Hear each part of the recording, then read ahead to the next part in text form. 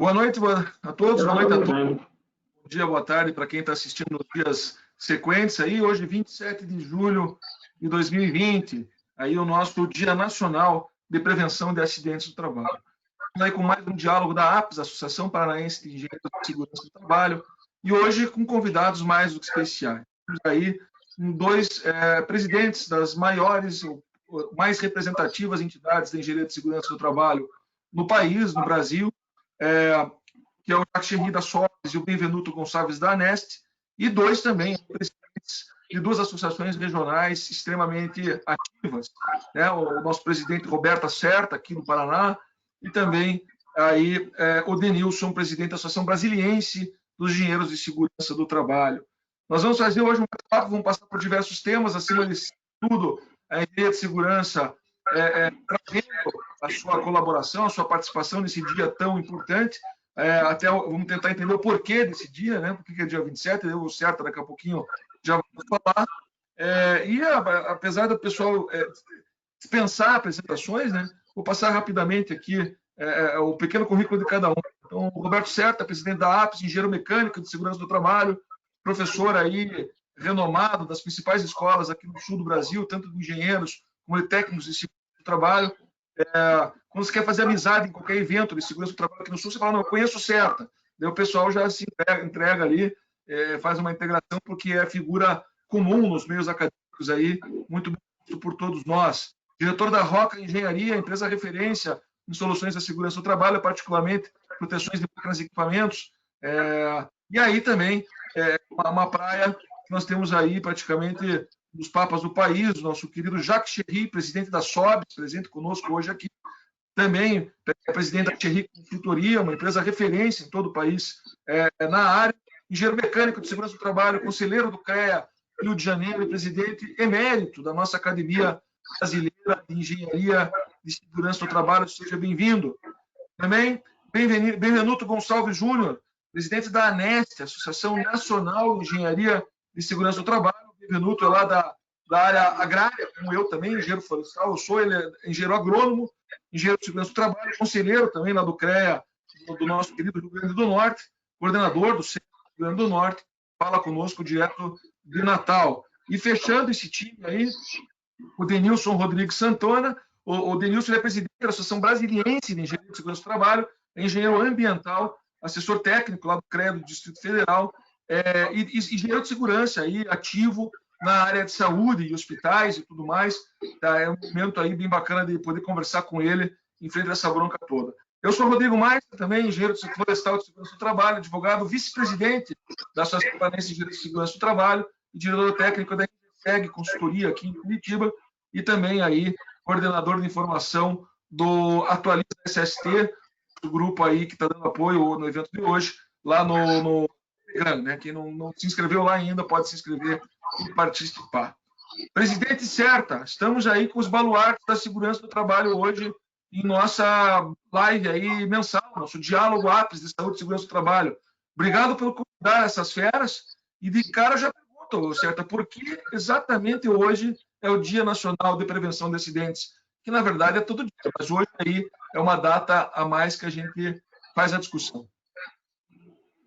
Legal, boa noite, Rodrigo, boa noite, Denilson, Cherique, Benvenuto, boa noite a todos vocês aqui que estão nos ouvindo.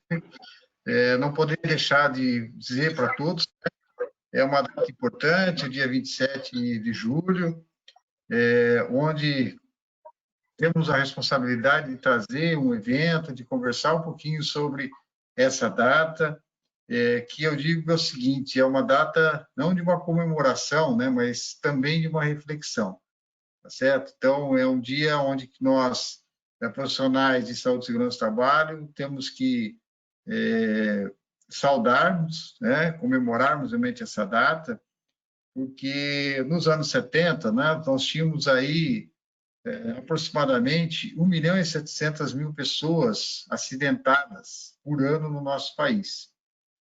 E isso chegava até termos 40% de trabalhadores afastados. Então, é um índice altíssimo, né, quando a gente fala em segurança do trabalho. E então foi decretado lá no dia 27/7/1972 duas portarias, a 3236 e a 3237. Então, essa foi a data histórica, uma data que marcou, porque a portaria a 3236, ela fala sobre o Plano Nacional de Valorização do Trabalhador. E a 3237, ela obrigou as empresas a adotarem seus programas de medicina ocupacional e de engenharia de segurança do trabalho. E também foi na ocasião onde mudou-se o artigo 64 da CLT. Ou seja, a partir daí, começou-se a mudar a forma de interpretar, ou seja, de buscar medidas de prevenção em acidentes do trabalho aqui no nosso país.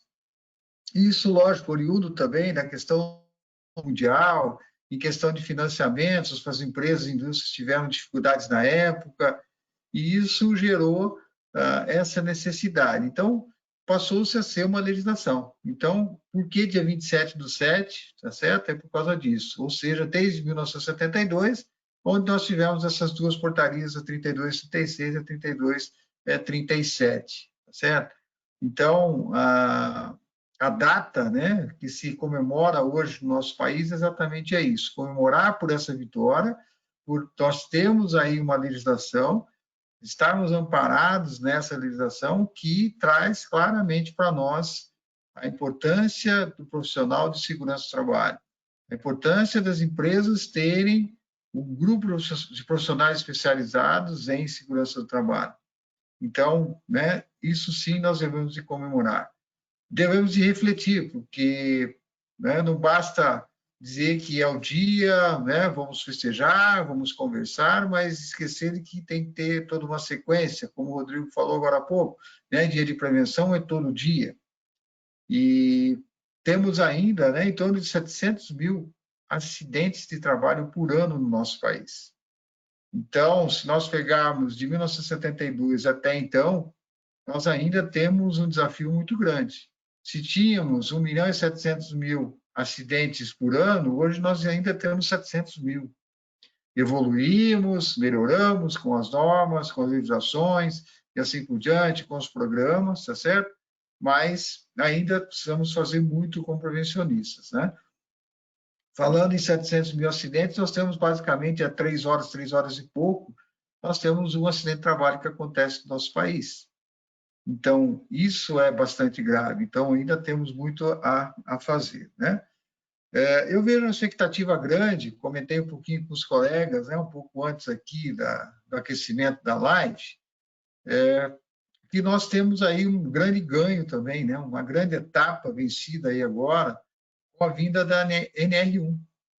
Ou seja, a NR1 veio trazer para nós a gestão de riscos ocupacionais, o GRO, e o nosso PGR, o Plano de Gerenciamento de Riscos. Então, isso vem num momento muito importante para nós, porque traz uma mudança em relação à segurança do trabalho, à gestão da segurança do trabalho.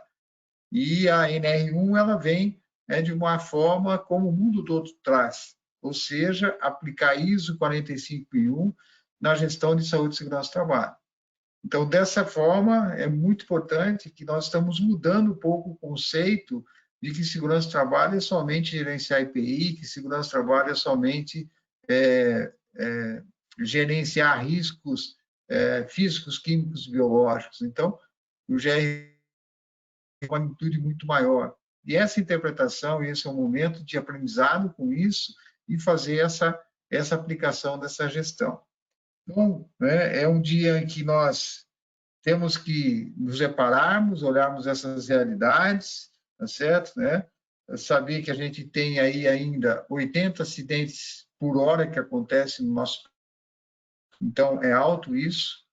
Sabemos de indicadores como nós temos aí em segurança em máquinas, O Xerique vai falar um pouquinho para a gente também a importância da NR12 em relação à segurança. Então, nós temos as estatísticas aí não tão atualizadas, tá certo? Mas, enfim, que elas trazem para nós que 130 mil dedos são lesionados no país por ano.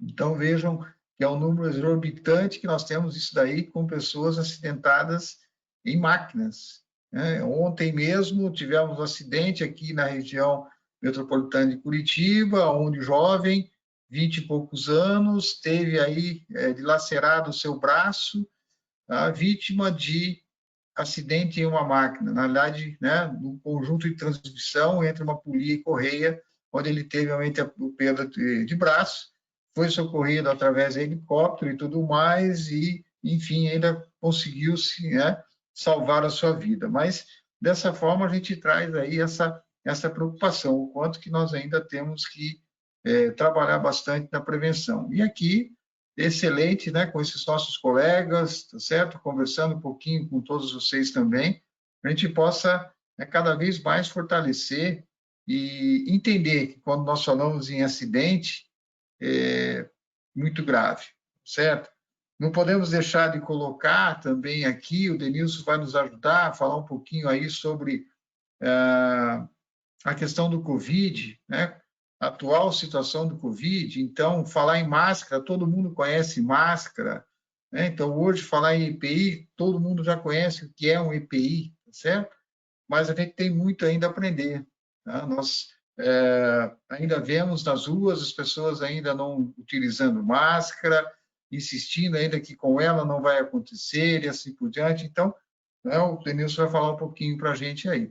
E para estender um pouco mais, saindo um pouco do nosso país também, né, nosso colega Benvenuto também vai trazer para nós, né, alguma conversa sobre como que nós temos aí também a relação com Portugal, né, de que forma a gente tem aí hoje buscado parcerias e trocado experiências com Portugal, não só a parte toda acadêmica, mas também na engenharia de segurança do trabalho, certo? Então, é isso nesse momento inicial, tá certo? Né? Quero agradecer aí mais uma vez aí a organização, parabéns, Rodrigues, também pela organização, e deixo aí para vocês, então, curtam bastante, nós estamos tendo aí o chat, então, dúvidas e tudo mais, né? Insiram, né? No momento oportuno, aí o Rodrigo vai estar inserindo as perguntas de vocês e colocações e contribuições aí, certo? Obrigado aí, Rodrigo, segue aí. Obrigado, Certa. Só registrando também a presença aqui, acompanhando conosco, do Mário Cerqueira Carvalho, da diretoria da Associação Brasileira dos Técnicos de Segurança do Trabalho, lá desde Minas, aqui acompanhando conosco. Professor Elbio Mac, grande figura, mando um abraço para o Xerrique aí. Também foi meu professor, o Elbio, uma pessoa que a gente sempre troca aí figurinhas, para sempre aprendendo com ele também. O Pablo Unquar, também de Santana Livramento, Rio Grande do Sul. Bom, é um prazer receber todos e todas aqui, sem dúvida alguma. Professor Jacques Xerrique, esses dias conversei com um empresário que se relutou, tinha que arrumar suas máquinas e equipamentos, quase fechou a empresa dele, máquinas antigas, vindas da Alemanha, que tem muito isso aqui no sul do país, e daí ele falou, Rodrigo do céu, eu tive que construir uma metalúrgica dentro da fábrica, e o meu negócio não é metalúrgico, e para construir as proteções. Consegui proteger, estava com raiva, e agora chega o meu indicador aqui, eu tive 0 acidente, sendo que eu tinha pelo menos 1 por semana de gente colocando o dedo aqui onde não devia e se machucando. A legislação ajuda muito, Jaque, né, para conscientizar o empresário e nos ajudar a entrar com a nossa tecnologia. Como você vê hoje, como estão as coisas da nossa NR12, professor Jacques? Deixa eu abrir o áudio aqui. Aí, pode seguir. Realmente. Liberou aí? Liberei, tudo certo.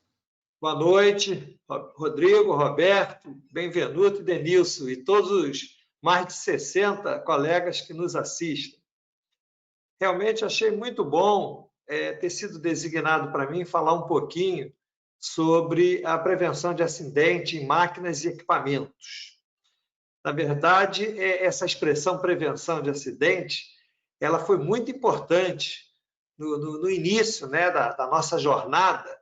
Hoje a gente avança um pouquinho mais, transformando isso em gestão dos riscos, né, controle dos riscos, análise dos riscos.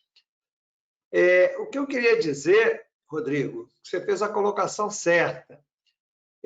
Por muito, muito tempo, nós equivocadamente excluímos os riscos mecânicos ou de acidentes que eles têm mais ou menos a mesma nomenclatura, e os riscos ergonômicos dos mapeamentos de riscos do nosso país. Por 25 anos, esses riscos ficaram relegados a um plano inferior. Tudo que se fazia no nosso país era voltado para os riscos físicos, químicos e biológicos, chamados de riscos ambientais.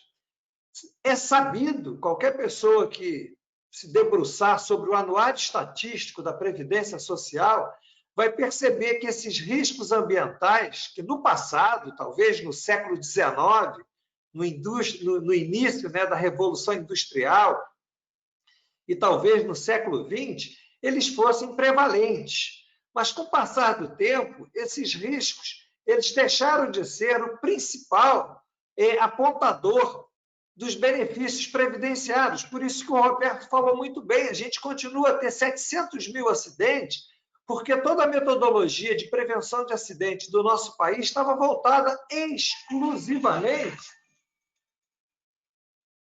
para os riscos ambientais. Nós não utilizamos, durante esse período, as ferramentas que nós tínhamos para a gestão dos riscos mecânicos de acidentes e os riscos ergonômicos. Lembrando que, dentre essa questão dos riscos ergonômicos, nós estamos tendo um crescimento muito grande devido aos transtornos mentais, os problemas dos assédios, as questões psicológicas. Então, nós precisamos mudar o nosso mundo. Se a gente quer falar aqui de prevenção de acidentes, de gestão dos riscos, nós temos que entender que nós estamos no século XXI. Os riscos do século XXI são diferentes dos riscos do século XIX. Então, a NR12, que felizmente surgiu depois de muita briga nossa, né? Os engenheiros mecânicos que nos assistem sabem muito bem que a prevenção dos acidentes, principalmente em máquinas e equipamentos, é muito importante porque 60% dos benefícios previdenciários estão ligados aos acidentes ocorridos com máquinas e equipamentos. E como o Roberto falou, 1/4 desses 60% são acidentes com mãos e dedos. Então, nós temos aí uma infortunística laboral gigantesca em cima de máquinas e equipamentos e pouco ou muito pouco se fazia no nosso país em relação a isso. A gente passava anos e anos estudando risco, ruído, calor, poeira, os agentes químicos e deixamos de lado esses riscos que eram realmente os riscos que causavam e causam até hoje a maior quantidade de acidentes. Felizmente, surgiu a NR12, aonde ela já se antecipou um pouquinho ao GRO. Hoje, o GRO e o PGR é mais ou menos baseado no que a gente tem lá no nosso modelo de análise de risco da NR12. A NR12 já tinha essa questão do inventário. A expressão inventário de riscos, que hoje é usada no GRO, ela veio da NR12, que é o primeiro item para você fazer uma análise de risco na NR12, é o inventário de máquinas e equipamentos. Isso surgiu já há uns 10 anos atrás. Agora, o GRO se apropriou dessa expressão inventário, que foi introduzido lá atrás para você saber quais são os seus riscos, quais são as fontes dos seus riscos, quais são as formas de transmissão e de condições que esses equipamentos podem causar lesões e danos aos trabalhadores.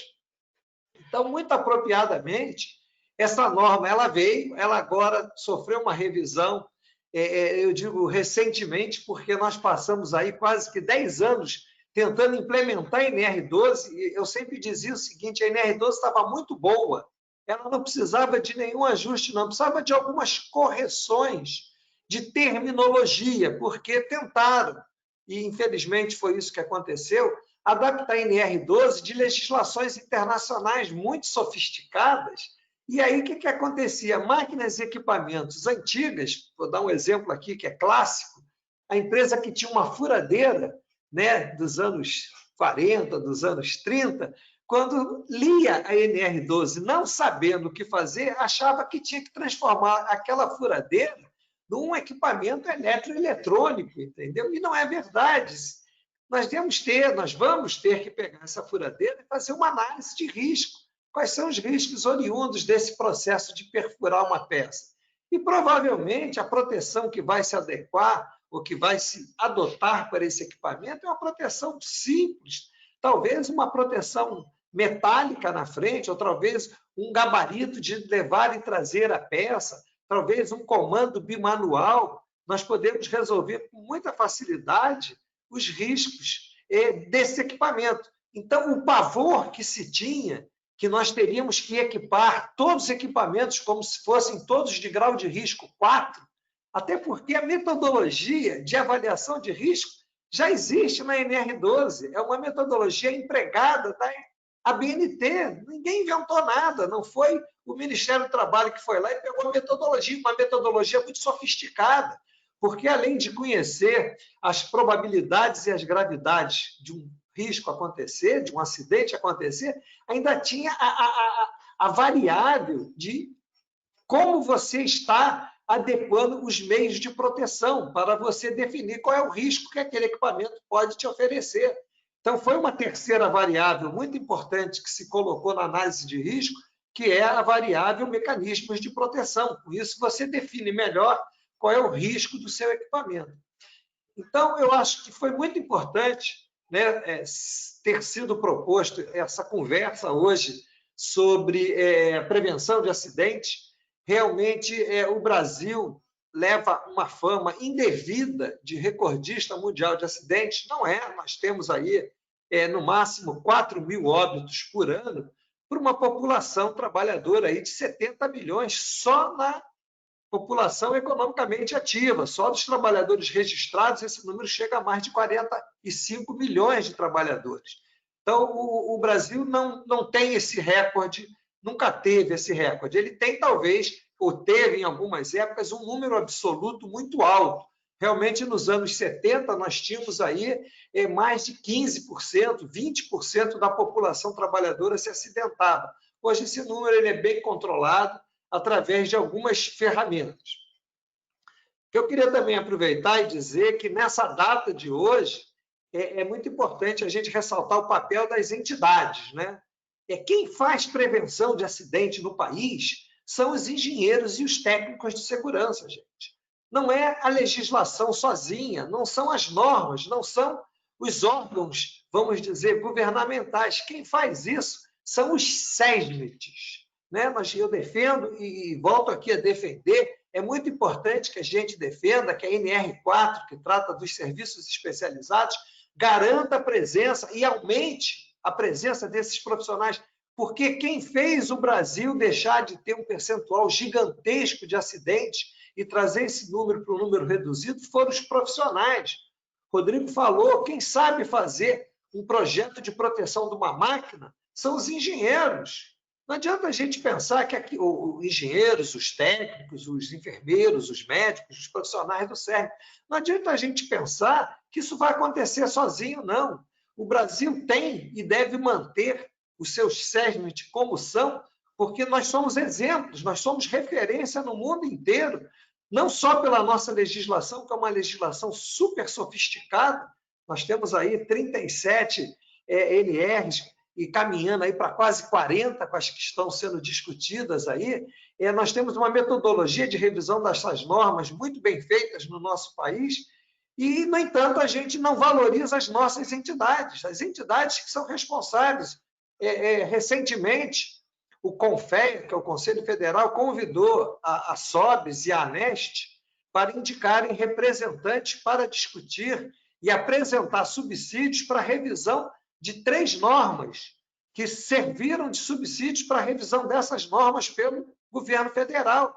Então, os engenheiros se debruçaram lá, eu e meu amigo Montenegro, que me ligou hoje de manhã para conversar comigo, ficamos lá, e a nossa colega Luciana, ficamos lá durante um ano, com várias reuniões, produzindo textos, sugerindo melhorias nas normas que foram encaminhadas ao governo, que achou isso muito maravilhoso, produto da engenharia, produto dos profissionais especializados. Então, Roberto, você que dirige a sua entidade, Denilson e Benvenuto, nós somos, como foi dito aí no início, nós somos os guardiães desse procedimento, desses processos. A gente não pode achar que isso vai ser resolvido em outro fórum. Não é, não. O fórum que vai resolver os acidentes é o fórum do SESMIT. Eu fico muito triste quando eu vejo as discussões saírem do eixo dos profissionais especializados, se derivar para as questões jurídicas, para outras questões da área técnica que não de segurança do trabalho, né? Eu fico dizendo o seguinte: quem vai desenvolver as proteções de máquinas e equipamentos pode ser o engenheiro mecânico, pode ser o engenheiro eletricista, mas quem vai dizer o que é preciso, o que é necessário, a forma como aquilo deve funcionar, é um especialista de segurança do trabalho. Então, a prevenção de acidente, ela realmente tem hoje um aspecto muito amplo, e eu fico extremamente feliz que a gente tenha conseguido incluir a NR12 dentro desse cenário. Eu acho que eu já passei até do meu tempo, vou devolver a palavra para o professor Rodrigo. Mas assim, tem algumas reflexões que a gente sempre traz e acho que vai validando aí no dia a dia. A primeira, teve muitas vezes até nos grupos do WhatsApp, aí o pessoal da segurança do trabalho, muitas vezes, uma visão reducionista. O cara tem uma baita criatividade, o cara tem um potencial enorme, tem um campo na frente para desenvolver a tecnologia, suas ideias. O cara fala, mas a NR fala isso, e o cara se fecha dentro da NR como se o universo fosse delimitado dentro dela. Agora, com a nova NR1, e fica claro com a tua fala, a gente tem a possibilidade de você incluir realmente o que é pertinente, dando a gradação de risco e prioridade de ação naquilo que é necessário, e para poder amarrar tudo isso. E aí o profissional de segurança realmente mostrar que veio. Tem gente preocupada se vai ser obrigado a ter o engenheiro de segurança, o técnico de segurança no SESC, então não vai se tiver 40 ou 50 funcionando. Ora, você tem que ser muito mais capaz que isso. Você é mais capaz que isso. Nós somos mais capazes que isso. E na pandemia isso ficou claro. Tivemos uma condenação essa semana, na segunda-feira, do TST, de uma empresa, dentro do que você falou também, Jacques, uma empresa que foi condenada por concausa, uma malharia, já no último grau de recurso, a segunda turma do TST deu concausa de estresse para uma trabalhadora afastada. Ela sofria de burnout e entendeu-se como o burnout não faz parte do CID-10, qualificaram como estresse, o juiz a acatou. Isso é um perigo enorme. Os empregadores sequer têm como se defender porque os nossos programas não atendem isso, porque historicamente nós ficamos presos aos riscos químicos, físicos, biológicos, e o ergonômico engatinha no psicossocial. Mas daí também é uma conversa para mais uma live aqui nós, né, essa bronca, e assim vai. Nessa pressão tanto do psicossocial como de outras questões, e aí eu vou chamar o Denilson, da nossa Associação Brasiliense de Engenharia de Segurança do Trabalho, e o Denilson atua na área dos hospitais e tudo mais. Eu imagino, Denilson, que além da questão do biológico, que é o dia a dia que a gente tem já nos estabelecimentos de saúde, essa questão do psicológico também está dentro, e o desafio do engenheiro de segurança é muito grande. Boa noite e bem-vindo, amigo.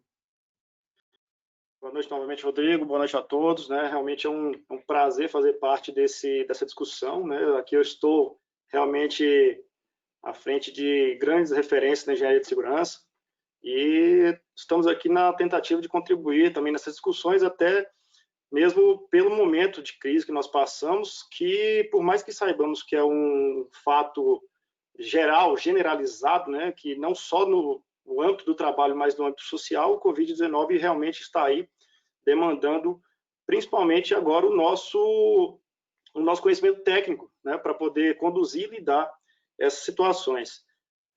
Eu tive a oportunidade, venho na oportunidade de ter ingressado no serviço de saúde, já há aproximadamente 4 anos, e realmente tenho visto isso que vocês já têm colocado realmente antecipado aí nas discussões, tanto o Xerique quanto o Rodrigo já falaram, que é realmente uma atenção redobrada que estamos tendo essa demanda voltados ao risco ergonômico, porque o estado, a saúde mental dos trabalhadores agora realmente estão ficando evidentes o quanto elas estão sendo afetadas, o quanto essas pessoas estão demandando maior atenção e medidas realmente para que elas possam conduzir a situação, já que estão na linha de frente, e os pacientes, o público em geral, realmente precisa de profissionais que não estejam abalados e possam, de fato, fazer seus trabalhos da melhor forma possível. É sempre importante ressaltar que a saúde ela já vinha há um longo período de tempo passando por uma série de dificuldades, porque não era realmente o centro das atenções com relação à prevenção e à proteção dos trabalhadores. Não é novidade que nós sempre acompanhamos que a saúde pública, em geral, né, em todo o Brasil, sempre negligenciou a prevenção e a proteção dos trabalhadores, né? Nós podemos observar diversas vezes, até mesmo em publicações, reportagens, onde, ao ingressarmos em um hospital público, você vê lá o profissional da saúde sem qualquer tipo de proteção, atendendo o paciente sem, de fato, saber realmente a procedência das suas causas, né, os seus males, das suas enfermidades, e nisso acaba se gerando aí um cenário de maiores incertezas, assim, infelizmente, com essa carência de recursos, assim como a falta de gestão, né? Eu venho insistindo muito nesta palavra que a gestão é um fator dos principais na relação dos problemas que estão afetando o serviço de saúde. Quando se trata de gestão, principalmente no serviço público, a gente sabe do peso da questão política, né? As indicações de profissionais de cargos elevados, mas que não têm conhecimento técnico, não têm amparos técnicos, até mesmo por meio das suas equipes, e isso realmente tira o foco de proteger o trabalhador, que o trabalhador é a peça principal, é ele que tem que estar na melhor condição possível, não só a física como a mental, para que ele realmente possa atender o paciente e realmente garantir a sua recuperação, principalmente para aliviar essa sobrecarga que o serviço de saúde vem passando. E puxando um pouco, aproveitando do que o Sheik já falou, apesar do caos que o SUS já passa há tantos anos, a situação só não é pior porque nós, profissionais da segurança e medicina do trabalho, diminuímos a sobrecarga, o agravo ainda maior do número de atendimento na saúde pública. Porque reduzindo os acidentes de trabalho, a condução do profissional acidentado a um hospital público, né? Nós diminuímos os custos que vai acarretar realmente um ônus maior na Previdência, porque nós estamos evitando que alguém vá demandar um benefício previdenciário para ficar encostado. Então, aquele empresário, aquele gestor que acha que a segurança é um custo, ele não sabe o investimento que seria realmente você garantir a redução das causas dos acidentes de trabalho, seja em qual modalidade for, seja qual a razão do afastamento, né? Quando a gente fala do acidente, a gente fala também da possibilidade de doença, trabalho, no conceito do acidente de trabalho. Então, nós temos várias questões, várias possibilidades para realmente entrar nessa estatística dos acidentes de trabalho. Um fato que é fundamental nesse momento que nós estamos passando é que realmente os números estão trazendo realmente situações ainda mais alarmantes e afetando o estado emocional do público em geral, não só do cidadão, mas também dos profissionais, principalmente os mais relacionados ao atendimento ao paciente, assim como aqueles que têm uma relação direta na linha de frente. Então, isso tem gerado um alerta, uma preocupação maior, por causa também dos números que, em geral, não estão sendo muito bem trabalhados, não vêm sendo muito bem administrados. O que eu quero dizer com isso? Aqueles que não tiveram a oportunidade ainda de acessar um forte indicador, números que são bem claros e atualizados, eu aqui até tenho o prazer de falar que há um excelente trabalho do Conselho Federal de Enfermagem, onde, por meio do site Observatório da Enfermagem, do COFEN, eles publicam todos os dias a atualização do número de profissionais da saúde que são afetados pelo Covid-19. Hoje mesmo, na última publicação do COFEN, nesse observatório, ali nós tínhamos totalizados 29.609 casos, reportados de profissionais de saúde identificados com Covid-19. Aí nós observamos, 29.609 casos, um número alto, preocupante, mas vamos medir isso com relação às proporções de profissionais da saúde que nós temos no Brasil, assim como ao número de pacientes que estão realmente contaminados com Covid que vão aos hospitais. Analisando friamente os números, nós aí relacionamos com duas ferramentas fundamentais, né? Quando eu falo ferramentas, porque os números são ferramentas que nós, engenheiros, devemos utilizar. Nós temos o direcionamento para a probabilidade e a estatística, né? Do que realmente isso vai me trazer de informações precisas com relação aos números, né? Considerando esses 29.609 casos, foram totalizados 316 óbitos dos profissionais da saúde, considerando enfermeiros, considerando os técnicos de enfermagem, né, aqueles principais da linha de frente, não contabiliza médicos, fisioterapeutas, mas na proporção da linha de frente, o técnico e o enfermeiro são realmente uma maioria absoluta. Então, usando esses indicadores, né, esses números, nós temos uma taxa de letalidade de 2,10%. Né? Reitero, não se tem realmente como medir o valor de uma vida não tem preço. Né? Mas o que eu quero tirar desses números? Isso mostra que as medidas de controle são eficazes. Né? As medidas de engenharia reduzem significativamente as ocorrências constatadas de adoecimento, afastamento e que o cara realmente encontra-se num estado grave.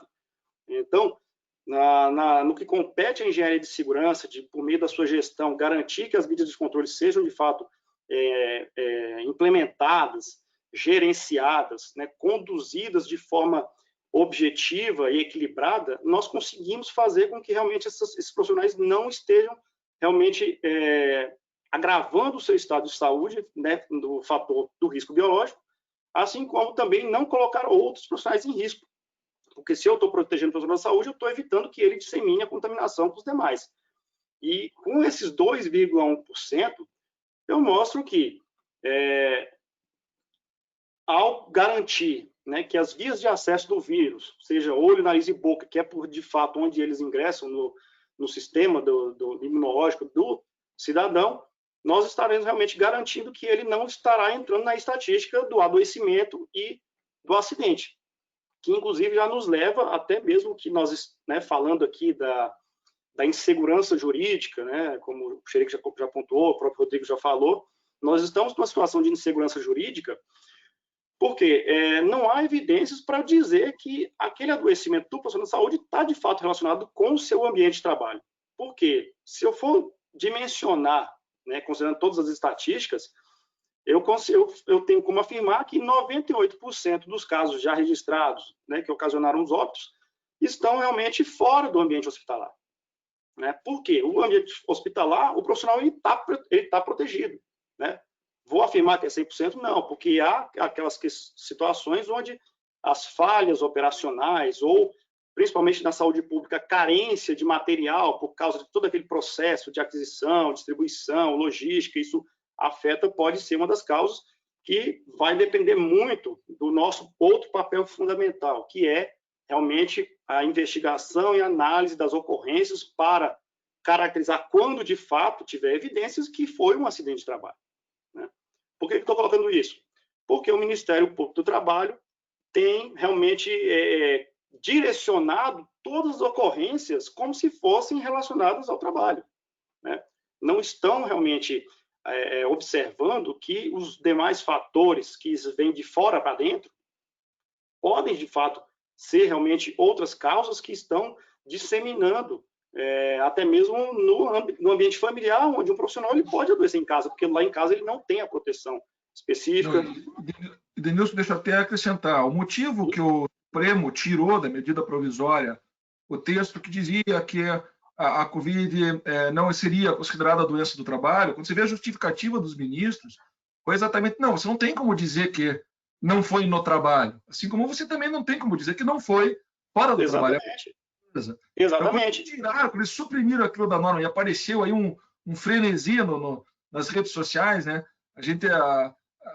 A fake news ela também está na nossa área, é impressionante. E daí um fala, outro repete, todo mundo lê a manchete, ninguém se informa direito e vai multiplicando. E isso aconteceu agora quando suprimiram aquilo. Tipo, falaram, não, então é doença. Então agora, se o cara pegar no trabalho, estiver trabalhando, é doença do trabalho. Hoje, essa semana está acontecendo o maior congresso do mundo de direito online, que já aconteceu, que é o Congresso Nacional da OAB, com o tema da Covid. E a ministra, a presidenta do TST, foi clara ao indicar que todas as medidas não são inconstitucionais, porque se busca um objetivo maior de preservar as vagas do trabalho, que o TST provavelmente vai ter esse comando, porém, também não está todo mundo liberado. Você tem hoje lá a portaria conjunta número 20, que sugere um protocolo básico para as empresas. Então, assim, faça pelo menos o mínimo de cumprir a portaria 20, é o que a gente fala para as empresas. Eu estou falando daquelas que não são da área de saúde, que nos procuram. Você tem que ter o mínimo de cuidado com o trabalhador, porque você tem uma pessoa. Você não pode expor ela nem ali, nem ninguém em outro lugar, e nem ela na casa dela. Então, é um momento de educação, de divulgar isso, e o Ministério Público, provavelmente, tem a função dele, ele é um pouco mais incisivo nas suas colocações, e a gente tem, daí eu também quero ouvir depois aí o CERTA, o Henrique, já deixo como uma primeira pergunta, a questão da determinação do Ministério Público do Trabalho das empresas colocarem o risco no seu PPRA. Eu entendo que o PPRA, inclusive, às vezes ainda nem feito por um profissional técnico, né? Ele pode ser feito por RH, pode ser feito... o PPRA é um documento mais genérico. Então, como que fica isso? Que orientação é essa? Você está puxando para a natureza do trabalho o Covid ou não? No seu caso, Denilson, eu entendo que sim. Faz parte da natureza de um estabelecimento de saúde que recebe as pessoas o vírus. Agora, numa indústria, não. E mais do que nunca, nós da saúde, a gente tem justamente essa necessidade de evidenciar as situações que têm ou não relação com as ocorrências, porque são tantos fatores que são causadores dessa contaminação, desse adoecimento, que eu não posso realmente afirmar sem ter evidências. Né? Aí daí eu reitero quanto o profissional, o engenheiro de segurança, o técnico tem realmente a importância de descaracterizar isso. Por quê? Se não há evidência, como é que eu vou afirmar algo? E até nisso a gente tem, por um lado, um fator positivo, né, da Lei 8.213, de 91, artigo 20, quando ele fala lá que justamente a questão da endemia, né, ela não pode ser, de fato, relacionada com as causas das ocorrências. A situação de endemia, a gente está falando de um fato mundial. Tem que ter comprovação. Como é que eu vou comprovar que o cara não pegou em casa, que é onde mais tem realmente uma proximidade com pessoas sem proteção, onde há realmente uma negligência do ser humano, né? O brasileiro, infelizmente, tem essa característica, que a gente tem realmente uma grande dificuldade de desfazer essa imagem, mas também o cenário nacional, ele realmente tem essa situação que nos demanda maior cautela e até mesmo o uso do bom senso, né? Nós temos que ter essa interação, né, entidades com os órgãos governamentais, nós temos que usar realmente do nosso fundamento, o que tem que ser defendido de forma árdua por todos nós, engenheiros de segurança básica, é que a NR não é uma determinação, onde eu tenho que, tá na NR eu vou fazer isso. Porque no anexo 14 da NR 15 diz, porque na presença do micro-organismo, das bactérias, dos vírus, eu vou dizer que aquilo é insalubre. Eu não tenho que seguir no meu aspecto técnico essas questões. Eu tenho que justamente fazer uma correlação do que tem ou não tem relação, né? Se eu tenho evidências com relação a tudo isso. Aí um fato que eu até deixo em aberto aqui aos senhores, a todos que estão nos acompanhando, é que, assim, mais do que nunca, é fundamental que todos os profissionais, todas as entidades em seus estados acompanhem as publicações da própria Secretaria de Estado de Saúde. Por que eu estou colocando isso? A gente, felizmente, tem acesso a todos os documentos, né, do Brasil afora hoje pela internet, isso aí facilita muito a nossa vida, onde a gente pode fazer sempre uma analogia, um comparativo. E eu fiquei, assim, abismado com uma publicação de uma Secretaria de Estado de Saúde, onde ela dizia, né, com relação aos respiradores N95, o que nessa nota técnica diz? As máscaras N95 ou similares devem ser sempre usadas por um único usuário, sendo recomendado o uso por 15 dias ou por 15 turnos de trabalho, se estiver sendo bem acondicionada, limpa, seca, com a sua vedação funcional e com o elástico em perfeito estado. Cara, eu achei um absurdo isso. Eu achei tão gritante essa postagem, porque nem a Anvisa, nem o Ministério da Saúde disseram isso. Eles não estabelecem prazo. A própria 3M, ela não teve a coragem de assinar embaixo algo com relação a isso, porque ela não vai ser doida de falar isso. E não estou nem falando só de interesse financeiro da fabricante, né? Porque ela não vai justamente gerar essa falsa sensação de segurança, né? Não há como um respirador ter eficácia por 15 dias, 15 plantões. Não tem cabimento uma coisa dessa.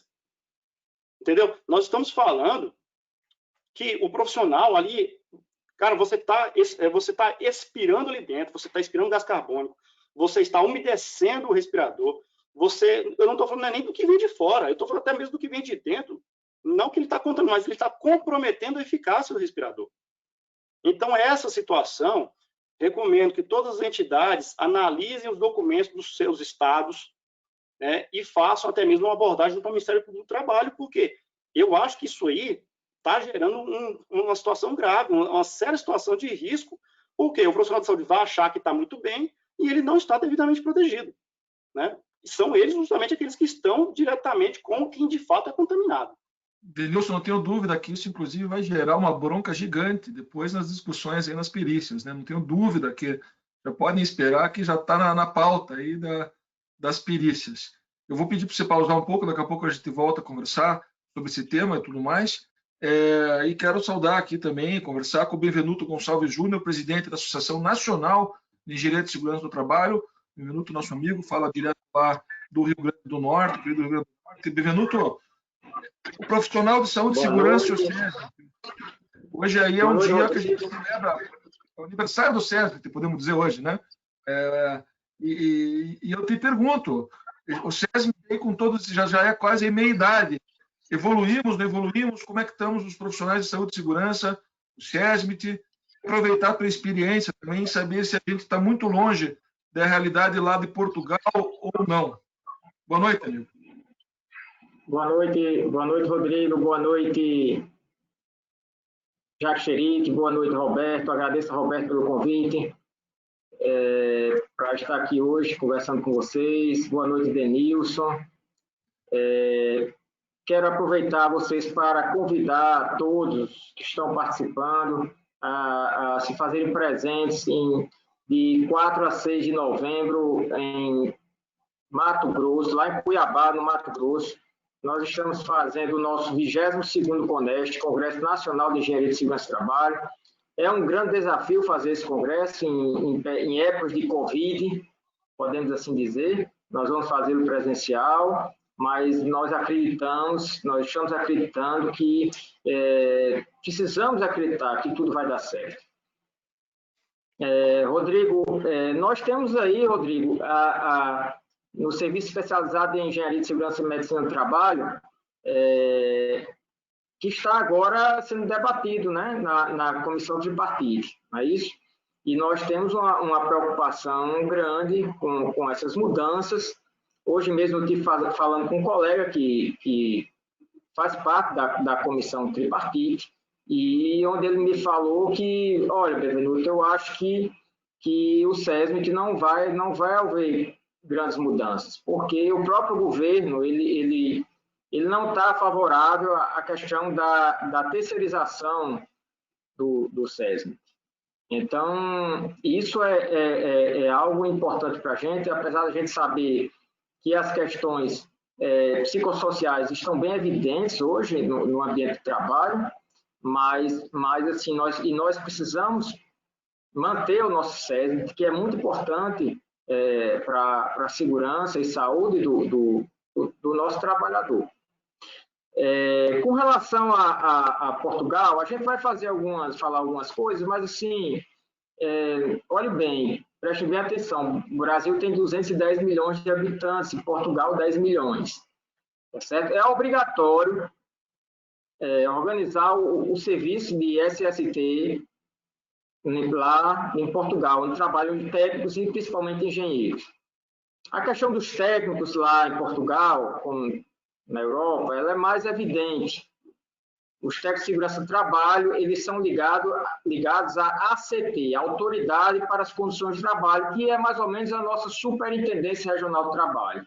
É um órgão que se submete ao Ministério do Trabalho de lá, ele tem autonomia administrativa, entendeu? E ele controla o cumprimento das normas em matéria laboral e da legislação relativa, lá em Portugal.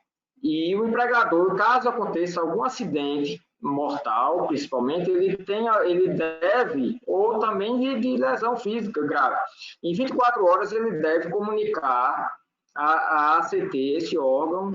Ele tem os inspetores do trabalho também, que são as pessoas que executam um trabalho semelhante aos auditores fiscais aqui no Brasil. Lá, os técnicos de segurança do trabalho, tem dois técnicos de segurança do trabalho, são o técnico de segurança de nível médio e o técnico de segurança de nível superior, que é aquele que pode possuir doutoramento, mestrado ou licenciatura. Esse técnico, ele já tem que ter uma licenciatura para ele fazer esse curso, para chegar a ser um profissional de técnico superior de segurança do trabalho. Lá em Portugal funciona diferente. O Xerique está aí me ouvindo, ele também pode falar, até mesmo me ajudar em algumas coisas.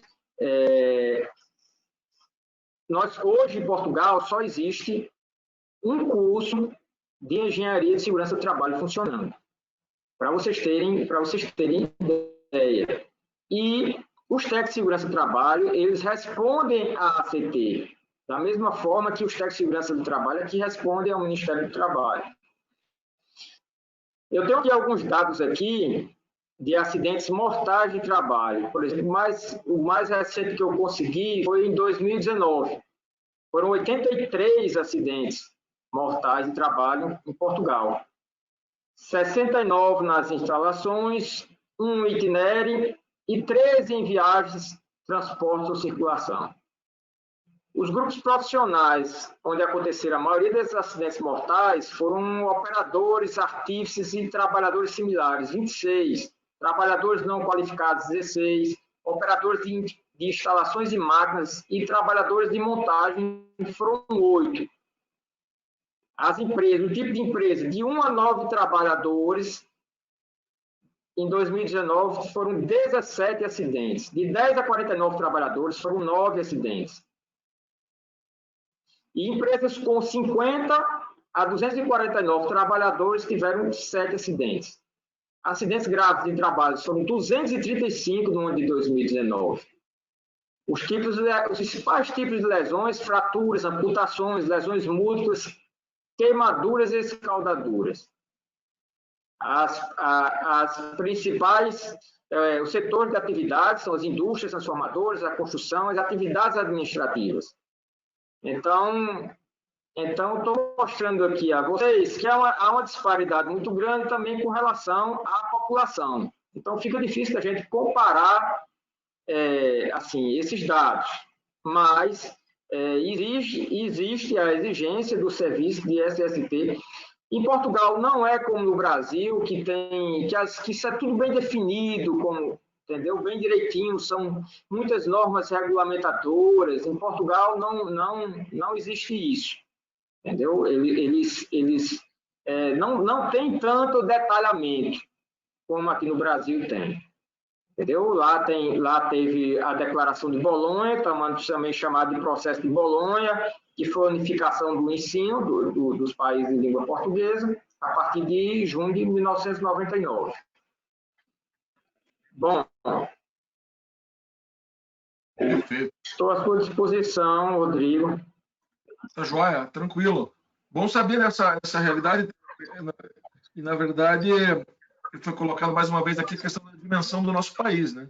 E a gente lida com uma legislação, uma engenharia, de certa forma, positivada e uma legislação que vale para o Brasil todo, né? Temos como ter aí a CLT dos Pampas e a CLT da Amazônia. Então, a gente também trabalha com essa equalização, que não é moleza. Você, às vezes, fazia aí uma proteção de um trabalho no calor amazônico, uma proteção no trabalho aqui no sul do país. A mesma empresa vai ter medidas aí completamente diferentes e é um desafio que a gente tem. Tem algumas perguntas chegando aqui e eu vou começar direto. Saber a opinião, por favor, Jaques. Você sobre a orientação de colocar o risco biológico relacionado ao Covid direto nos programas. Eu cutuquei a onça aqui e já veio a pergunta.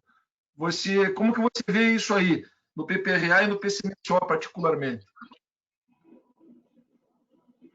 Bom, essa é uma questão que eu queria até comentar mesmo, né? Isso vai dar uma discussão muito grande, porque vocês imaginem o seguinte, cada acidente que ocorre, principalmente se for um acidente fatal, isso impacta no FAP, que é o fator acidentário de prevenção. Esse fator, ele impacta no GILRAT, que são os riscos de acidente de trabalho, que é o seguro contra acidente de trabalho, ou seja, a empresa que tiver um benefício ou que tiver um óbito por conta de Covid, como o Denilson disse, que não for tentado a descaracterização, a empresa vai lá para o final da fila e vai duplicar, provavelmente, o custo do seu seguro acidente de trabalho. Por uma questão que é pandêmica, por uma questão que é endêmica. Então, eu tenho orientado as empresas que eu trabalho, e eu tenho um trabalho já feito sobre um manual de orientação para essas empresas, do que elas devem fazer para se prevenir, para se preparar para quando esses acidentes começarem a serem catalogados como benefícios previdenciários, qual a maneira que nós vamos reverter essa conversão, porque isso vai acontecer em forma de conversão previdenciária. Se nós não corrermos com a reversão, isso vai impactar no seu fator acidentário, isso vai ser um custo violento para as empresas. Então, você imagina o seguinte, nós estamos com 87 mil mortos, em mais 2 semanas a gente chega a 100 mil óbitos no Brasil. Quantos desses poderão ser considerados como acidentes do trabalho? Na área hospitalar, é mais ou menos razoável que você faça uma avaliação. Mas numa atividade industrial, como é que você vai conseguir provar que isso foi na residência, no deslocamento, ou se foi no local de trabalho? Então, a orientação que eu dou é que nós temos que apresentar procedimentos.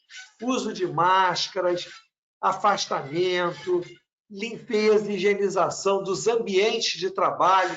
Por exemplo, eu fiz um trabalho com caminhões, como higienizar os caminhões, quantas pessoas podem entrar no caminhão simultaneamente, como que vai ser feito todo esse trabalho, todas essas higienizações no posto de trabalho e nos veículos, para que amanhã ou depois, quando começarem a repercutir na empresa esses benefícios previdenciários através de conversões, nós temos condições de fazer a reversão, senão o custo vai ser assustador.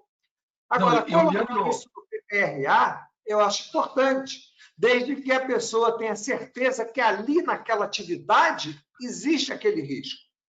Sim. Então, o profissional que vai fazer o trabalho, como esse é um agente qualitativo, não é quantitativo, ele depende de inspeção do local de trabalho. Então, o profissional especializado, ele vai lá fazer a inspeção do local de trabalho e vai dizer, não, aqui a probabilidade de ter uma contaminação por Covid é muito reduzida, é muito pequena.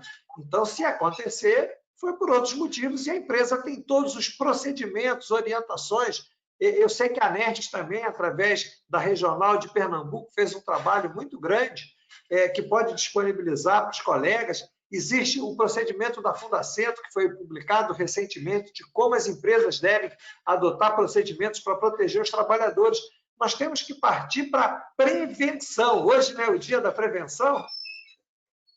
É isso aí. Inclusive, lembrar que a gente tem dois artigos interessantes. Um que está na nossa CLT, né, que fala muito que o risco ele é inerente à natureza do trabalho, a gente não pode esquecer disso nunca.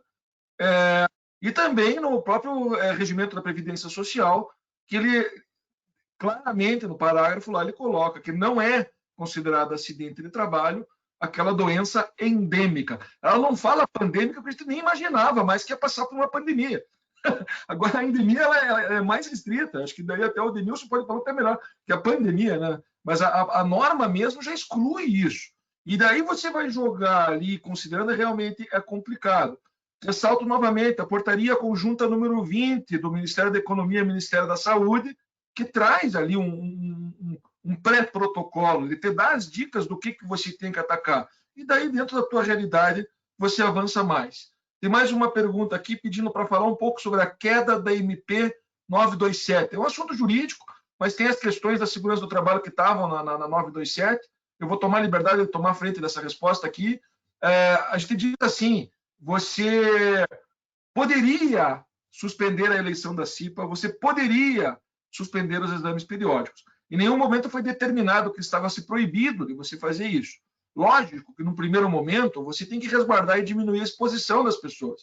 E aí nós estamos entendendo aí o vírus e estamos entendendo ele a cada dia que passa. Então, num primeiro momento, a gente deu uma segurada e, aos poucos, foi retornando através de tecnologia, a CIPA se reunindo por reunião como essa nossa aqui, e as coisas foram andando. Então, o que acontece agora com a saída da 927? Tudo que você fez durante a vigência da medida provisória continua valendo. O texto dela vale para os atos executados durante a sua vigência. O que você não pode mais agora é querer usar aqueles artifícios hoje. Não vai poder. Agora, se você lá suspendeu o exame periódico e na MP fala que é depois do estado de calamidade você tem um prazo para fazer, continua depois do estado de calamidade para você fazer, porque naquela época vigorou aquela norma e ela tem validade de ato legal. Ponto, é isso. Agora, eu acho loucura você não querer fazer monitoramento biológico dos seus trabalhadores num momento desse. É até uma pegadinha da medida provisória, de dizer, suspenda teus exames. Eu acho que agora, com segurança, se você puder fazer mais exames, faça. Você não vai deixar de monitorar biologicamente os trabalhadores, muito pelo contrário. Tem que colocar novos protocolos, a medição de temperatura, verificação para tentar restringir o pessoal aí que pode estar passando o vírus. É isso. Não sei se alguém mais tem algum comentário quanto a 927, o Denilson, o Benvenuto, fiquem à vontade. Acho que é isso aí, né? Em relação aos programas, pessoal, agora também vou dar um pitaco aqui. O PPRL é linha geral. Então, você pode colocar lá, no caso de uma pandemia, no caso de uma endemia, que a gente achava que era impossível acontecer a pandemia, seguir os protocolos de acordo com a situação. E monta a tua documentação em separado, não só aí fazendo o que a gente chama agora de protocolo, mas os procedimentos, né, como foi colocado pelo Jacques, mas evidenciando que você cumpre eles, que tem gente que não faz nada, não prova nada, e tem gente que faz tudo e também não prova nada. E não registra as coisas, né? Então, nessa correria agora, tentar ter esse cuidado. Um abraço, então, também ao Augusto, que mandou a pergunta aqui para nós. O pessoal agradecendo a oportunidade e tudo mais. O pessoal comentando também do afastamento de agentes de saúde, de profissionais aí que vieram a óbito, o pessoal que trabalha nos hospitais, Denilson, aí, o pessoal concordando com a tua fala, falando desse cuidado, esse trabalho grande que você tem nessa frente aí. A diferença citada entre a aplicação da SST no sul e no norte. Por que existe essa diferença, Wisler? Porque é difícil, você tem hábitos diferentes, você tem temperaturas diferentes. Você usar uma roupa de soldador lá na terra do Benvenuto não é para qualquer um. Agora, você está no friozinho do Rio Grande do Sul, na Serra Gaúcha, ali o cara já vai vestido, não tem problema. Agora, lá em Natal, coloca uma roupa de soldador. Então, tem essas peculiaridades aí do dia a dia. A norma é a mesma, a gente tem que cumprir e buscar saídas para fazer isso. Professor Certo, alguma consideração frente a todo esse cenário que a gente conversou até agora? Na realidade, muito bem colocado aí pelos nossos colegas todos, né? Enfim, nós precisamos mudar um pouquinho esse nosso hábito, né, como profissionais de segurança do trabalho, e algumas coisas como assim, a medida 927 ela caiu e agora o que eu faço? Agora eu vou esperar outra para ver o que eu vou fazer esse dia. Exatamente. Xerife, às vezes perguntam para a gente aí, né, com especialidade da NR 12, quer dizer que a NR 12 então foi revogada, né? Quando aconteceu isso, a mudança dela em julho de 2019. Então, é isso que nós, como perfil de prevencionistas, não podemos jamais colocar dessa forma, ou seja, esperar com que vai mudar alguma coisa e assim por diante. Na tua gestão você tem que fazer, nós estamos falando em prevencionistas, tá certo? Nós estamos falando em, agora então eu não preciso mais fazer o treinamento aí periódico, né, em relação a atendimento a uma NR10, a uma NR20 e assim por diante, ou enfim, tá certo? A BNR-35, assim por diante, tá? Né? Cuidado com isso. Na verdade, as medidas, elas estão aí, elas devem ser seguidas, né? Então, nós não podemos mais estar aí dessa forma, com o que a gente tem visto, em vários grupos aí que participamos e tudo mais, questionando algo, tá certo? Se eu aplico ou eu não aplico. Então, como prevenção, é o Dia Nacional de Prevenção de Acidentes de Trabalho no nosso país, então nós estamos falando aqui exatamente sobre isso, tá? Então, toda medida nossa tem que ser realizada. Tá? Cuidado também, né? Quando a gente fala tem que registrar tudo, né, Rodrigo? Tem que registrar tudo, mas cuidado também, mas tem que fazer também. Então, não adianta só registrar, tá certo? Não adianta somente o profissional de segurança do trabalho, tá? Ficar se munindo somente atrás de um arcabouço de papéis e documentações, mas sim ir à frente e fazer com que a coisa aconteça, né? Se tiver algum aluno nosso aí, provavelmente tem alguns alunos aí assistindo, né? Já ouviram falar bem nisso também, tá certo? O engenheiro de segurança do trabalho, o técnico de segurança do trabalho, ele não tem que estar no quinto andar da empresa, tá certo? No ar-condicionado, num carpê maravilhoso, né? Com temperatura, umidade controlada e tudo mais. Ele tem que ir onde as coisas acontecem, tá certo? Então, o Denilson comentou bem aí sobre a questão do conselho aí dos fisioterapeutas, eles estão indo a campo, eles estão indo nas áreas, eles estão fiscalizando. Isso eu tive um contato com a nossa presidente regional aqui do Conselho dos Fisioterapeutas, né? A Patrícia Rossafa, que inclusive é filha do nosso colega, né? Rossafa, né? do Confeia. E, enfim, eles estão indo a campo, eles estão indo fiscalizar realmente essas situações aí, Denilson, que está acontecendo nas UTIs, né? Esses absurdos com que a gente vê aí, a forma de lavar e conservar um EPI que vai durar durante 15 dias. Então, eu tenho muitas vezes essa pergunta, né? Quanto tempo dura o protetor auricular? Depende qual tipo do protetor, depende qual forma de você higienizar e assim por diante. Então, esses absurdos... Nesse teor que você está falando aí, o Agno, ele faz uma provocação aqui, ó, ele escreveu para a gente, beleza, a questão da gestão, fortalecimento, a questão de gestão de todos os fatores e tal, daí ele coloca também a necessidade de inovação e implantação de novos processos e equipamentos, sejam capazes de mitigar esses riscos. Daí ele questiona quais são esses novos processos e ou equipamentos que estão sendo desenvolvidos. Muito se fala na inovação, mas quais são? Ele provoca aqui, né? O que tem de novo que apareceu aí? Fica aberto para qualquer um de vocês, fica à vontade. Depende qual a inovação de equipamentos que ele está dizendo, né? A questão de uma máscara, a gente sabe que isso evoluiu muito em relação ao que a gente tem hoje, né? Aliás, mandaram para nós aí uma mensagem hoje aí no WhatsApp mostrando a diferença das máscaras. Ele está falando num vírus mortal e tudo mais, e estamos usando aí coador de papel, né, de café para colocar como máscara. Então, aí começa a gente pensar o que realmente é a inovação que você está comentando referente a isso, né? Vamos lá, deixa eu nos Benvenuto, tem uma pergunta do Wisler, não sei se você tem essa informação, mas mais ou menos, a carga horária dos cursos de nível médio e superior em Portugal é próxima da nossa aqui ou é diferente lá? A carga horária lá é a nível de graduação. Aqui é bem maior. Tanto que para você revalidar lá tem todo um processo.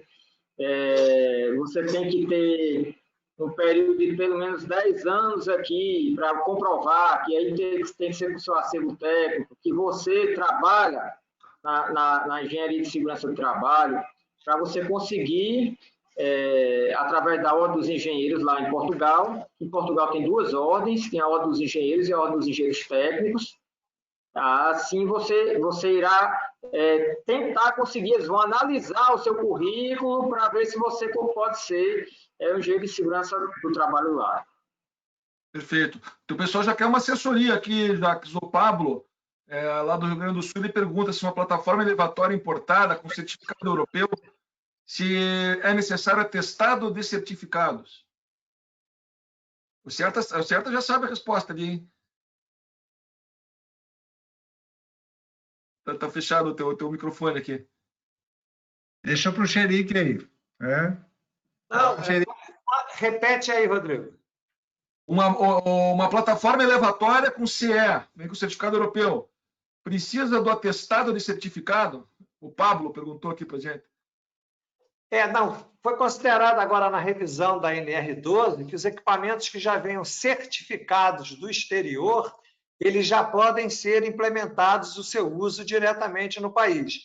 Você não precisa novamente requalificar o equipamento que vem certificado mediante uma norma internacional. Se você importar um equipamento que já está certificado lá fora, você já pode utilizar esse aqui. Isso era uma grande discussão no passado e que dificultou a entrada em vigor da NR12, foi exatamente isso. Você importava um equipamento, por exemplo, eu fiz alguns trabalhos na área farmacêuticas, e os equipamentos vinham todos, ou da China, da Alemanha, da Itália, todos certificados, com todos os procedimentos. Chegava aqui no Brasil, você tinha que implementar uma nova NR12 em cima desses equipamentos. Equipamentos que já vinham certificados lá na origem dos seus países, com normas internacionais, normas europeias. Então, isso, a nova NR12, na sua revisão, ela permite que você possa utilizar esses equipamentos com a certificação internacional. Obviamente que você tem que fazer alguns ajustes quando necessários para adequar, se for o caso, para a utilização no nosso país. Eu costumo dizer o seguinte, nós temos uma questão aqui no Brasil de altura. Às vezes você vem com um equipamento ajustado para um perfil biométrico diferente do nosso. Então, você tem que realmente fazer alguns ajustes nesses equipamentos. Você vai fazer modificações em proteções, em barreiras, para ajustar ao perfil biométrico do brasileiro. Mas, na certificação da máquina do equipamento, se ela já vier aprovada, você pode fazer a sua utilização. Perfeito. Bom, nós estamos nos nossos últimos... Isso também, que a gente está tirando o mercado de trabalho aí, né, Roberto? Deixa eu só completar também aí, né? O que nós temos que cuidar é o seguinte, né? Nessas mais de milhares de máquinas, dá para dizer assim, que nós, né, convivíamos com a NR12, nós não podemos deixar de comentar com vocês.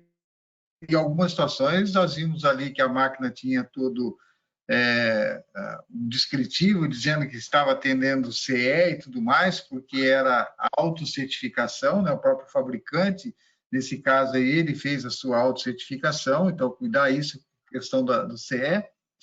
E a máquina realmente era um similar de uma prensa, e ela não tinha nenhuma botoeira de emergência, estava escrito tudo bonitinho, a placa maravilhosa em aço inoxidável, linda, maravilhosa, indelével, tá certo? Conforme diz a norma, mas ela não estava atendendo nem às diretrizes europeias, né? Então, bastante atenção a isso, sim, né? O Xerique comentou, e é isso mesmo, porque são as normas harmonizadas, mas fica sempre um ponto de atenção, tá certo? Você também tem que conhecer as normas internacionais para você dizer que realmente aquela máquina está atendendo realmente aí, né, até as normas internacionais, porque, né, temos vistos aí, né, várias máquinas, né, que intituladas comumente atendendo né, ou certificada pelo CE, tá certo?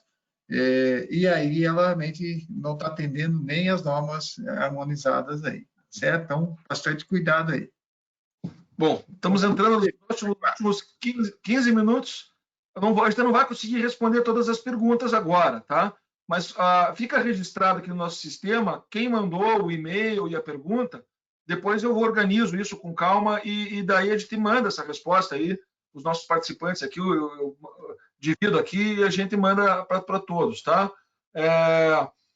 Bom, eu acho que eu vou passar... Deixa eu ver se tem... É isso mesmo, muitas perguntas estão chegando, home office... Só rapidinho do home office aqui, essa eu respondo rápido. A nossa legislação não prevê, a gente tem o teletrabalho na reforma da CLT, Patrick, e a única coisa que ela diz lá é que a informação sobre segurança do trabalho do empregador para o trabalhador, ela vai ser intensificada. Então, se pergunta se pode alterar o prazo de troca da máscara, né? Na verdade, o prazo de troca da máscara é uma questão técnica, não é nem da norma.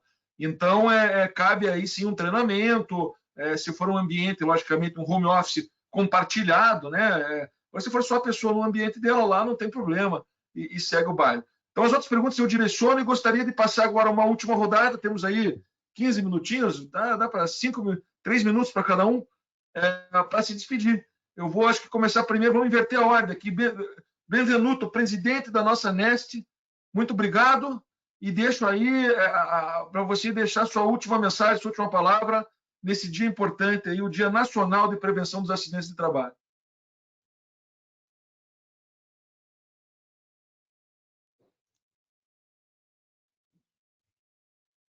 O microfone é do Benvenuto, deixa eu libero aqui. Pronto. Agora sim, Benvenuto. Agora, está me ouvindo? Agora vai. Certo. Agradeço mais uma vez aí o convite do presidente Serta. Agradeço aqui a todos vocês que estão aqui participando comigo dessa live, aqueles que estão assistindo também. A Neste, ela desenvolve um trabalho em defesa dos profissionais da engenharia de segurança do trabalho no Brasil. Nós temos um trabalho, como mesmo já foi dito aqui, nós apresentamos 2 trabalhos com relação ao Covid, já agora com o que está acontecendo. Um deles nós encaminhamos para as eleições do CONFEA, que são recomendações de engenharia para as eleições do CONFEA. Nós, no momento, também estamos fazendo um trabalho juntamente com a OIT, nós recebemos o convite da OIT para fazer um trabalho onde é envolvido 4 países, República Dominicana, Trindade e Tobago, Peru e Brasil. E, assim, é uma satisfação muito grande e a gente está à disposição de todos que estão aqui e todos os profissionais do Brasil, entendeu? Através do nosso site, quem quiser consultar, tá bom? Muito obrigado pela atenção de vocês.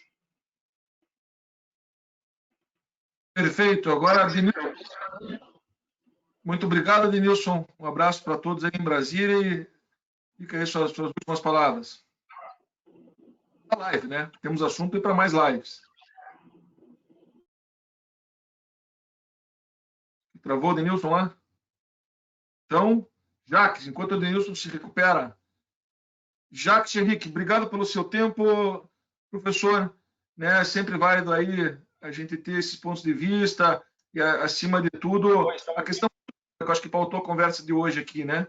Então, Jacques, fica aí seus últimos apontamentos, por favor. Não, boa noite, queria agradecer aí aos colegas que estão nos assistindo.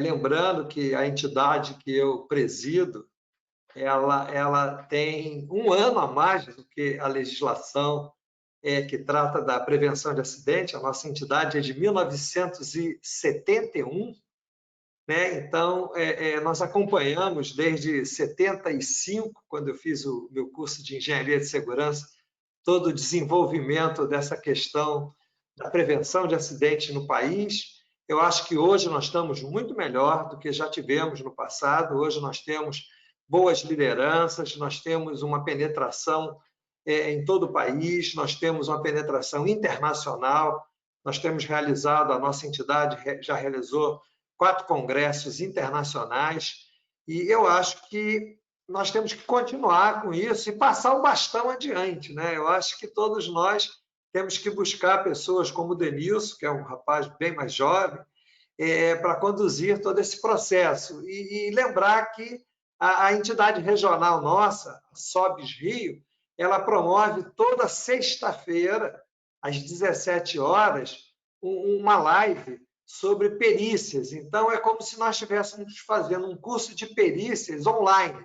Então, aquele curso longo que a gente faz de 180 horas, nós dividimos eles em diversos capítulos e toda sexta-feira, às 17 horas, nós trazemos um professor, um especialista, até mesmo um juiz, para fazer uma live para a gente capacitar os nossos profissionais, considerando que, como o mercado nosso é muito restrito, muitos colegas nossos vão para o ramo da perícia, e esse ramo da perícia ele traz um apoio muito grande aos profissionais e é uma demanda grande. Quem sabe essa questão da Covid vai explodir essa questão das perícias no futuro e esses profissionais têm que estar capacitados, têm que saber como é que é todo o fluxo de um processo pericial para poder assessorar a justiça e também para se manterem no mercado de trabalho. Então, minha boa noite a todos vocês, aos nossos colegas de bancada, e espero aí que a gente tenha outros momentos felizes e de grande conhecimento técnico como esse. Obrigado, Jaque. Valeu a dica. Então, até a pergunta da Ana Paula Arcoverde, perita aqui no Paraná, nossa colega, já foi também da diretoria da Associação dos Peritos por aqui, e ela também estava falando exatamente disso, como as perícias agora, na Covid e tal. Então, só é na sexta-feira, é isso, Xerique? Sim, toda sexta-feira. Sexta-feira entra lá no Sobes Rio. Sobes Rio, perfeito, obrigado. Agora sim, Denilson, suas últimas considerações, amigo. Deu falha aqui, mas vamos retomar. Então, já antecipando meu agradecimento novamente pela oportunidade e porque essa conversa é fundamental para a gente realmente pegar um pouco da expertise de cada um, porque esses pontos de vista eles são fundamentais para a gente até identificar possíveis erros de interpretação. Porque se nós formos considerar, inclusive, a caracterização do risco biológico, ela é tão incerta e tão vaga que há situações onde o profissional ele nem sabe o que está falando e cria uma situação complicada para se sanar numa situação. Só para você ter um exemplo, vocês terem um exemplo, eu participei numa ocasião aí de um seminário na qual um dos palestrantes era um ex-ministro do TST. E ele disse que teve uma ocasião que chegou ele um processo onde um profissional da informática solicitava insalubridade e o profissional perito caracterizou como insalubre a condição dele porque ele teria exposição a vírus. Só que qual seria o vírus? Vírus de computador. Aí a coisa parece uma brincadeira, mas tem gente que abusa da situação e gera um problema imenso, até mesmo desmoralizando as perícias técnicas. Por isso que até o valor ultimamente é tão baixo, que se reclama muito das custas do valor da perícia para o perito.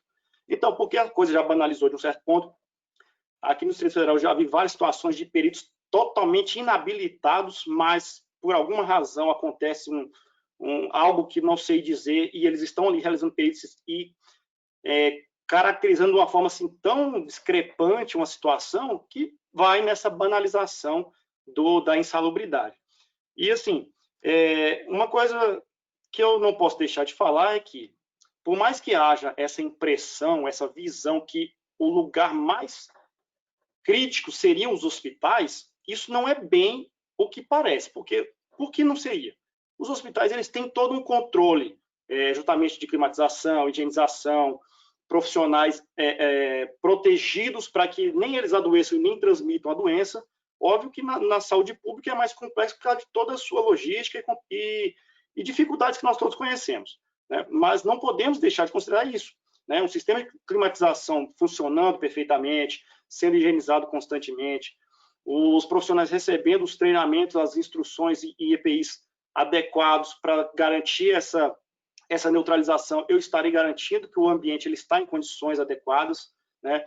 Tanto, como eu falei, graças a Deus, nós temos um número muito baixo de letalidade nos profissionais da saúde, os números nos amparam com relação a isso, tá? E frisar na questão da gestão. A gestão que, para mim, é o gargalo, que é realmente onde os problemas acontecem em qualquer tipo de estabelecimento. E não deixar passar uma coisa, como nós indiretamente todos aqui falamos, né, isso já é um consenso, trabalhar na saúde mental, né? Que a saúde mental no trabalho ela já vem demandando atenção já há um certo tempo, a OIT já fala isso desde 2017, a Previdência já esperava que a partir de 2020 já seria o boom, os afastamentos e adoecimentos por causa de saúde mental, né? E assim, eu estou direcionando para a saúde mental no trabalho, mas e toda aquela sobrecarga da saúde mental ao público em geral, né? Que vai realmente causar um desequilíbrio na sociedade como um todo, né? Nós nem sabemos o que esperar do quanto a saúde pública vai se direcionar para essa vertente, né, da saúde mental e o quanto isso também vai afetar o estado emocional do profissional da saúde. Tá? Novamente, obrigado. Eu até agradeço imensamente a oportunidade, Benvenuto, Roberto, Rodrigo, vocês convidaram para a oportunidade. Obrigado, Xerique, pela consideração aí, pela renovação, né, que nós nós, mais recentes, temos a obrigação de assumir essa responsabilidade, porque é uma grande sobrecarga a vocês que já vêm há tanto tempo conduzindo isso. A gente sabe que é um trabalho gratificante por um lado, mas é trabalhoso, em certos momentos a gente tem umas certas frustrações por não atingirmos realmente os objetivos dentro do esperado, mas temos que realmente até desenvolver a nossa paciência, né? Nosso equilíbrio mental é fundamental para poder conduzir uma entidade e realmente defender os interesses da sociedade e das nossas modalidades profissionais. Novamente, obrigado e um forte abraço. Obrigado, Denilson. E completando, só lembrando aos colegas engenheiros, do documento aí, que a APES foi uma das entidades que assinou, enviado ao Conselho Nacional da Justiça do Trabalho, realmente aí questionando questões que vieram com a reforma trabalhista que estão precarizando o trabalho do perito. Então, o fim do adiantamento prévio, o teto da justiça gratuita sendo diminuído e outras questões de dificuldades processuais que estão sendo impostas aos peritos. Então, nós fizemos aí um manifesto, assinamos em apoio, logicamente, aos peritos aqui do Paraná, e isso já foi aí, inclusive, via CONFIA, protocolado no Conselho Nacional da Justiça do Trabalho. Vamos esperar aí a resposta, aí, porque não podemos nos ficar aí assistindo a coisa desse jeito. Amigos, então, para encerrar, eu já também deixo minhas últimas palavras, agradeço, antes de passar para o professor Serta fazer o encerramento. Professor Benvenuto, professor Jacques Cheric, Denilson, prazer conhecer meu colega. Eu quero ficar no time dos próximos aqui, hein? Dos caras mais jovens. Eu gostei Chico, que eu já ia me citar ali, citou, Denilson. Eu sou da turma... A gente não tinha visto pandemia ainda, né, Denilson? A gente é dessa geração que está conhecendo agora. Esses caras da época da gripe espanhola aí não dá. Né? Mas vamos lá, estamos juntos aí. Obrigado, gente, por tudo. Desculpem qualquer coisa, qualquer brincadeira aqui. Lembrando que a APES organiza essa sessão aqui mensalmente, com temas diferentes, com convidados diferentes. Mês que vem nós estamos de volta. E deixo o encerramento com o presidente da Associação Paranaense dos Engenheiros de Segurança, Roberto Serta. Obrigado e tudo de bom para vocês aí. Obrigado. Legal. Na verdade, assim, né, Cheric, aqui não é muito diferente, porque a APES também aí, né, 45 anos, estamos indo para 46, então esse banner aqui já vira no dia 14 de outubro, tá? Então ela faz, então, 46 anos, né? Então começou em 74, né, 1974, nós achávamos que era a associação mais antiga do Brasil, mas não é, tá certo? Então, nós temos aí a SOBS, que é a mais antiga, né? Então, toda vez que nós se deparamos com essa idade, né, reforça-se o compromisso da continuidade, tá certo? Então, continuar a mente a associação, saber a mente que nunca foi fácil essa batalha aí dos nossos colegas que já passaram por essas gestões anteriores, a grande dificuldade que a gente tem ainda, né, no modelo empresarial, de realmente inserir os cuidados referentes à segurança do trabalho, né, as medidas de prevenção. Então, esse compromisso é importantíssimo e, para tal, a gente chama sempre aí os nossos colegas, tá certo? Né, engenheiros de segurança, técnicos de segurança do trabalho, para que se associem, para que façam com que essas associações sejam mais fortes, né, que com mais profissionais aqui dentro das associações, mais representatividade a gente vai ter dentro do sistema CREA com FEA e poder realmente cada vez mais fortalecer a nossa engenharia, tá certo? Quero colocar um pouquinho, né, as palavras do Benvenuto sobre a questão de Portugal, né, algumas palavras do Cheric, dizendo que nós não estamos aí, né, fora, além do mundo, né? Eu tive a oportunidade de trabalhar 22 anos numa multinacional alemã, e, enfim, comparar muitas realizações da Alemanha com as realizações aqui do Brasil. Então, nós somos muito melhores, ou seja, nós montamos muito mais, está certo? É dificultosa as legislações, às vezes ela não dá um modelo de gestão bem definido, mas as nossas legislações são muito bem elaboradas, não tem nada de diferente referente aos outros países, né, comparando com a Europa. Mas nós temos sim que, né, mudar bastante e mudar a conscientização principalmente aí, né? Então, uso também uma das palavras dizendo que em segurança do trabalho não há concorrentes, tá certo? É vidas que nós estamos fazendo, são pessoas, né? Então, agradecer, né, aí do fundo do coração aí ao Bebenuto, ao Chirique, ao Denilson, ao Rodrigo, que esse trabalho que nós fazemos aqui realmente é voluntário, é um trabalho de carinho, amor, realmente à profissão. Isso nós não podemos dizer, e essa batalha tem que continuar, né? Então, eu diria e pediria até para cada um, né? Vou abrir novamente o microfone aí, Rodrigo, tá? Para que cada um, né, falasse uma única palavra para que a gente feche realmente essa noite aí, né, com uma reflexão mesmo de cada um de nós todos, né? Eu começo com uma delas, que é dizer o seguinte: persistência, tá certo? Boa noite, obrigadão. Abre lá, Rodrigo. Bom, minha palavra é saúde. Trabalho. Denilson. Determinação. Ok, Rodrigo. Sem microfone. Sou novo aqui. Eu vou dizer uma coisa para vocês, Gil. Tem tudo a ver com o trabalho, tem tudo a ver com tudo que a gente colocou aqui, porque a gente age com o coração. A palavra é família. Obrigado, viu? Obrigado a todos vocês. Obrigado. Ok, um abraço, gente. Obrigadão. Tudo de bom. Boa noite. Boa noite. Boa noite.